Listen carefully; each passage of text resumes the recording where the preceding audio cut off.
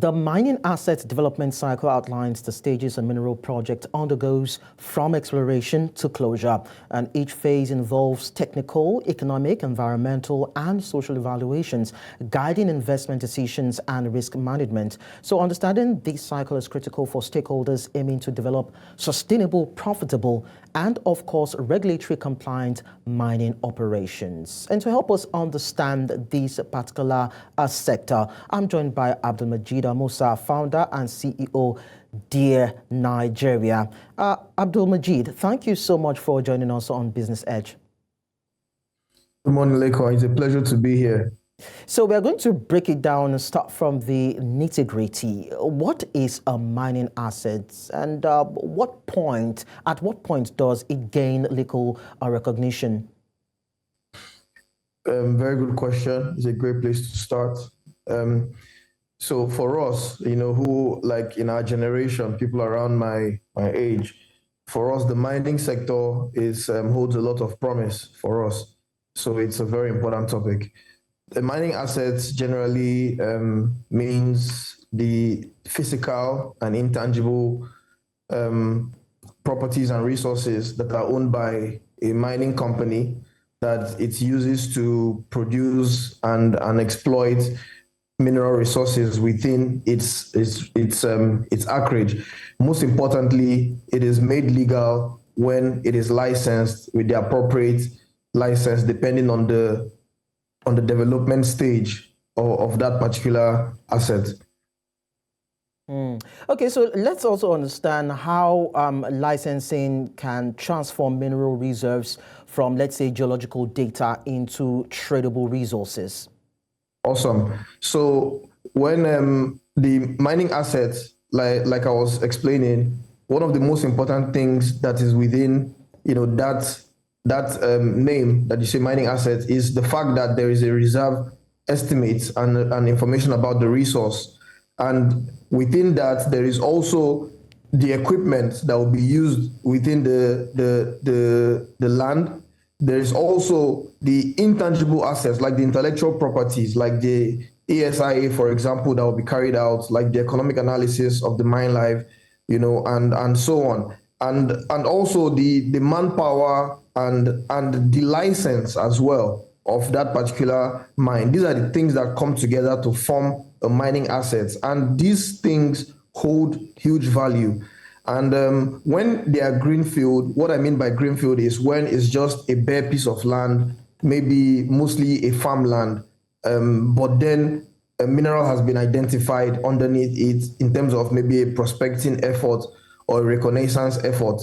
And then the results from those two journeys has now led to the confidence and the capacity building within a company that they have now put together an exploration license application, which has included their ability to carry out what they've set out to achieve within the plan, which is to carry out detailed exploration to prove the reserve estimates within the assets, the environmental considerations, and the metallurgical considerations, the geophysical, geochemical, and those things come together to form a huge amount of value. So you spend X amount proving those things, and you find yourself taking your assets to the market, to the capital market, and the risky investors who you've de-risked that asset for now see that asset as very valuable, and you can find yourself going from spending X to making times 100 of X or times 10 of X, way more than that as well.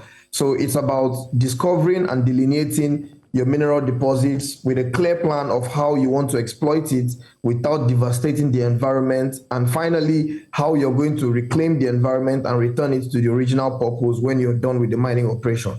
Okay, so you talked about intangible assets. Let's look at the tangible ones now.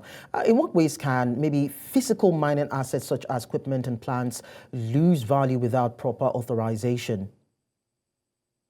Yeah, first of all, for any mining property to have any kind of authorization or whatsoever, you must have submitted the right application to the mining cadastral office. And the mining cadastral office must have assessed you that you have met the requirements for that particular licensing stage before you'll be given the license. That on its own has given your property a value. And in terms of your equipment, your tangible assets, and so on, every equipment has what you call a depreciating, value generally. But when that equipment is applied within the timeline where it's still as efficient, as required, it continues to do the work that it's supposed to do, which is either depending on what stage the equipment is used for, whether it's is it an extracting equipment, a washing equipment, a separating equipment, or whatsoever, or a water supply equipment, or a compressor, or something. So there is depreciation occurring on those assets, which can make them to lose their value over time. But more importantly, the moment there is a clear plan on how this equipment would lead to a safe exploitation of your mineralization, which you've proven through your exploration activity, then that machine continues to serve the valuable purpose that it was bought for. So this would actually mean that licensing that you referred to earlier would enhance the financial worth of mineral reserves on a company's balance sheet, right? Oh, without a license, you don't have an asset. Yeah, without a license, you don't have an asset. What you have is things that you imagine can be an asset. Until it is licensed by the Mining Cadastral Office, it hasn't demonstrated its legitimacy in front of the law. Okay, so we are going to look at how legitimate businesses along this value chain can be in terms of licensing, of course, regulation, but then that will be after this short timeout. Do stay with us. We'll be back.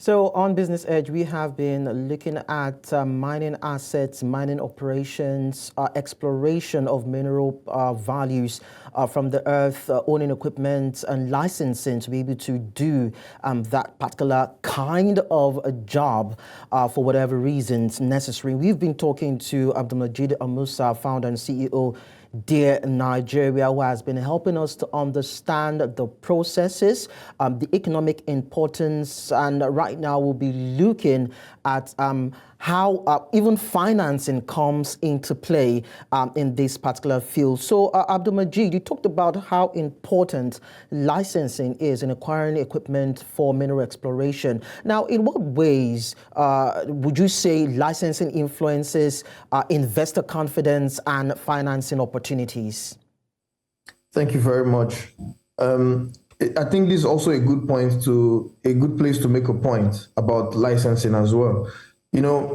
Yes, licensing is what gives you the legitimacy to operate within the law and so on. But more importantly, if you found a way to get a license, right, and you don't actually have the capacity and the resources to deliver the other elements required for you to qualify for a license, then that paper is with you for absolutely no reason. So, and we found a lot of companies in Nigeria chasing just the license, with all the resources that they have. And then they have a license in their hands. And it is understandable that this license allows them to maybe coordinate some kind of artisanal operation within their land and acreage, but that does not deliver enough value to us. So things from environmental impact assessment, community engagement, and the community development agreements, the social license to operate within that area, and the regulation within the states, the understanding that you must have a clear plan and how you want to manage the stakeholders, and most importantly, the technical requirements, the skill sets that are required, the kind of geologists that you need to hire, the methodologists that you need to hire, the financial analysts, the mining economists. These are all very intricate and precise skill sets that you require. And it's not just any company that would be able to be resourced enough to demonstrate all this capacity. But we found that a lot of companies have licenses, but not necessarily the required capacity to defend or to unlock those assets to de-risk it enough for it to be attractive for further investment. So we have a lot of licenses that have been issued, but many of them are not very attractive for investment yet because the reserve has not been demonstrated. A detailed feasibility study has not been carried out to give you an understanding of how to deploy capital and resources and what to expect after the deployment of capital and resources, and then defining the resource to a standard that is recognized globally. That is when that asset starts to hold value and becomes attractive for further investment. So we found that, we have, for example, the Solid Minerals Development Fund is a Nigerian investment vehicle, designed to de-risk Nigerian mining assets to make it more attractive for further investments. And it's been spending a lot of time supporting capacity building efforts, investment readiness efforts, exploration and data acquisition efforts, provision of infrastructure that is required, in mines land, and general, building of capacity at mining institutions. So these are all the things that must be in place that makes it comfortable for mining investment to flow. And when mining investment wants to flow and it sees that there is no free area to seek a license in that has demonstrated positive prospecting or reconnaissance, visits, it becomes difficult to convince them. So when you see the MCO following its due process to revoke certain licenses, it's kind of mirroring the drill or drop, policy that is also in the upstream oil and gas sector, because the country must diversify, and the mining sector is the surest way to diversify for us as a country because we are mineral rich. We just need to really do the work to demonstrate the quality of those assets and the extent to which they have economic value, and partner with the right investors. We've seen it happen before with the Segilola project, where Thor Exploration, a Canadian listed company, partnered with them and unlocked that asset, and they're doing really, really great for it. So what the Solid Minerals Development Fund and the Minister of the Solid Minerals Development is really trying to improve the risk perception towards investing in Nigeria's mining assets, while also cleaning up what the regime looks like in terms of licensing on ground. And these are all the things that would improve, the perception towards investors. And we just need some of those risk-averse investors to continue to, take those chances with Nigerian assets, because the investment that is required and the skill set that is required across the mining cycle development stages continue to get more complicated, and other companies are more specialized in other areas more than other companies. So what we should be focused on unlocking in Nigeria is a bunch of junior mining companies that have consolidated assets, consolidated licenses, and they've done the work of proving and de-risking those assets, and also developing the social license, and which is the community development agreement that keeps the community involved and comfortable and excited to have a project of that nature in their locality, as long as you meet the agreements that you've kept with them, and they would continue to support your own business as well within the community.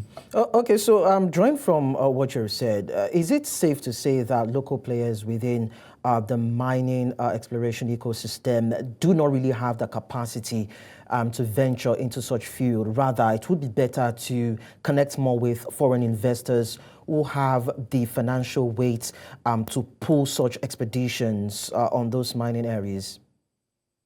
So it is true that we do have local capital that can be used to unlock these assets, but there are certain bottlenecks, and it's still a bit risky for them, which is understandable. Most of those companies have shareholders and they have expectations, right? So you can't continue to invest in a risky asset that has not yet, been de-risked. So what I'm trying to say is that local players, many of them have the intention, and the interest has really, really increased. And if you see what is happening with the SMDF and the capital markets right now, where the SMDF has partnered with the NASD OTC PLC, is basically to continue to sensitize the entire populace, as well as the capital markets where the local capital actually is domiciled, where there's a pool of local capital looking for projects to invest in. So, but there's a bit of a gap in terms of the understanding of mining asset development, where we have all jumped to the mining or the production without actually proving to what extent the asset is mineralized. And I would also point out something very, very important. So all these years, we've not really been able to unlock our sector, not only because of lack of capacity with the current license holders, but even the people with the best of intentions require accessible laboratory to test their mineral samples, to test the samples that they've taken from the land, to continue to give them a direction of their reserves and their mineralization pattern. But it's very expensive for us at the moment, and government has stepped in to ensure that this is something of the past. So the midstream is very important to unlock other values within the mining, the mining production, chain, within the mining asset development chain, pretty much. So without a laboratory in country, you struggle to get results on time and at a cost that is favorable for your development process. Okay. So midstream must be in there, and local players can see this as an opportunity to invest. And what we've also found is that people think mining business is only for maybe just miners, but you forget that this is an entire sector where legal requirements are there, branding requirements are there, communication requirements are there. So generally, there's a dire need for every single person to imagine their skill sets as required, within mining, development, mining business and mining asset development, and, to drive that sector forward. And the government is now more than willing. There's the highest level of political will in the sector, as well as an investment that is now giving the confidence to both the public players and the private players to actually go on this journey. And we're seeing a lot of progress in this sector and a lot of sensitization because of these efforts of the government in this moment. And the investors are watching, and all they seek is a de-risk asset that, some work has been done to keep the community comfortable. And there's information about your reserve where you have a pre-feasibility or a feasibility report that meets required standards, whether it's the JOG standard, which is the most recognized one. Okay, two areas I'd like us to look at, Abdulmajeed, before we draw these to a close. One has to do with the regulatory concerns you'd like to see improved, and of course, safety. Because most times we read of the stories where there are issues around hazards in these mining sites, where those who walk in those areas get trapped and all. So, and of course, illegal mining too is also an issue in the country. So you don't even know what is the value of returns on investment in a particular area, because there are no documents, to help us understand that particular area. So I'd like you to touch on regulatory issues, safety, and of course, the standard when it comes to returns on this particular investments in the mining areas. Thank you. So really, it's unfortunate. There's a huge amount of informality in the sector, and it's not because of the lack of regulation.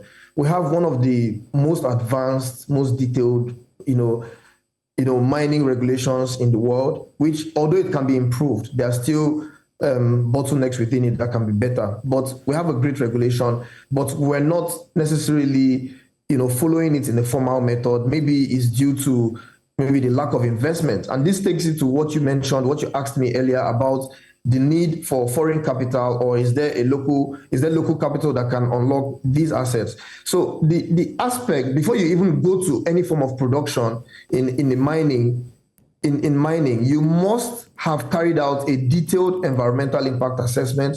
You must have carried out a detailed planning and design, activity where you've preempted every single aspect of the mining activity, and you've put in place the standardized, requirements or levers or components that you need to keep the mine site safe, accessible, and producing efficiently. So what we are seeing is an informal site, maybe most likely not necessarily licensed or not well licensed, and they are carrying out production activities without the necessary equipment, without the right equipment or safety measures in place. And this is what government is working hard to formalize. The formalization of the mining sector is very critical because that is what would lead to actually following the asset development cycle, which there is no shortcut. You can't go from hearing that there is mineral here to just running to Abuja to seek for a license, and all of a sudden you get a bunch of people. Yes, Nigeria is blessed with shallow deposits. That's why a regular farmer can find himself finding gold nuggets.